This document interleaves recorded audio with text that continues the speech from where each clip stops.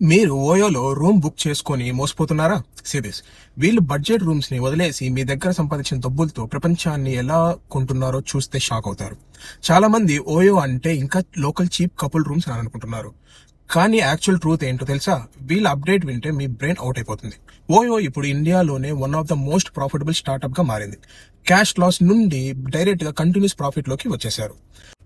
2013లో 19 years old Ritesh Agarwal Oravel stays గా దీన్ని start చేశారు.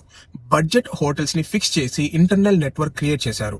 కానీ ఉన్న నెగిటివ్ ఏంటంటే hidden dynamic pricing rules, hotel owners తో గొడవలు అండ్ యూజర్స్ చెక్ ఇన్ కి వెళ్ళేటప్పుడు ఎక్స్ట్రా ఫీస్ అడగడం వల్ల బ్రాండ్ ఇమేజ్ క్లీన్ గా దెబ్బతినింది. అందుకే వీళ్ళు స్ట్రాటజీ మొత్తం మార్చేశారు. ఓయో పేరెంట్ కంపెనీని ఇప్పుడు ప్రిసిమ్ లైఫ్ గా రీబ్రాండ్ చేసి పబ్లిక్ మార్కెట్ లోకి రావడానికి 6,650 crores కాన్ఫిడెన్షియల్ ఐపీఓ పేపర్స్ ని సిబ్బి దగ్గరకు ఫైల్ చేశారు. వాల్యుయేషన్ టార్గెట్ ఎంత తెలుసా? డైరెక్ట్ గా $7 to 8 billion. ఓయో వల్ల ఈ ప్రీమియం రీబ్రాండింగ్ స్ట్రాటజీ హిట్ అవుతుందా లేక కస్టమర్ డిస్ట్రస్ట్ వల్ల ఐపీఓ ఫెయిల్ అవుతుందా? కామెంట్ సెక్షన్ లో మెన్షన్ చేయండి. Thanks for watching.